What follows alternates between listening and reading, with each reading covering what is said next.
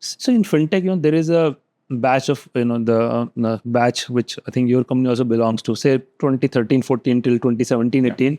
These companies were founded. In some ways, they got in early. They did the hard work of, really struggling, dealing with 100 no's and, and all of that. And then I think both demonetization and pandemic provide huge tailwind.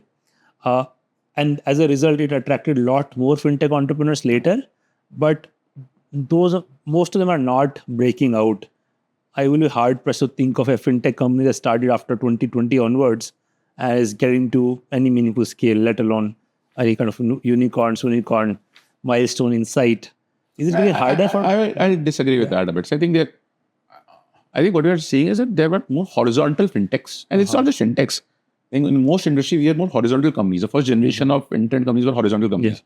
So even in e-commerce, there were marketplaces and so on. So same in fintech, there were things like companies solving for payments, companies solving for insurance, companies solving for broking on a more horizontal level. Because the market was small, the only way you could build was go horizontal and cover every aspect of the market. So insurance for everyone, broking for everyone, and payments for everyone. Because that's the only way to win in a small market to make it sizable. I think we are now seeing a next generation of companies where people are taking more focused problems and going deeper there.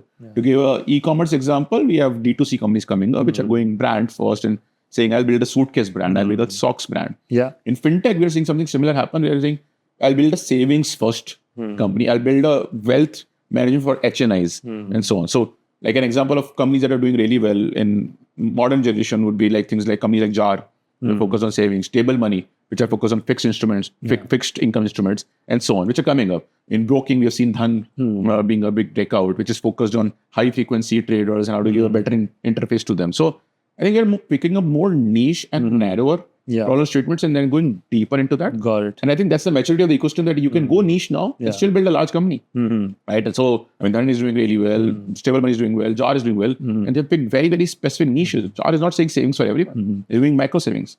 And I think that excites me more, because now we're picking harder problems to solve because we can go deeper into the problem statements. I think we'll see a lot more companies coming up in that bucket. Another reason has been, of course, there's been a general decline of funding in the entire ecosystem, but I think that's picking up again. That's the seasonality to it. I think this whole 21, 22 excess is, I think, finally almost flushed out from the system.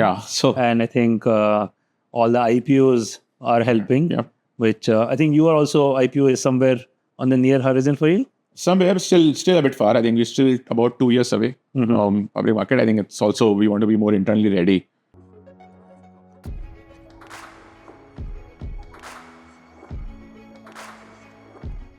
At Sparks, we aim to bring to you stories of exponential impact.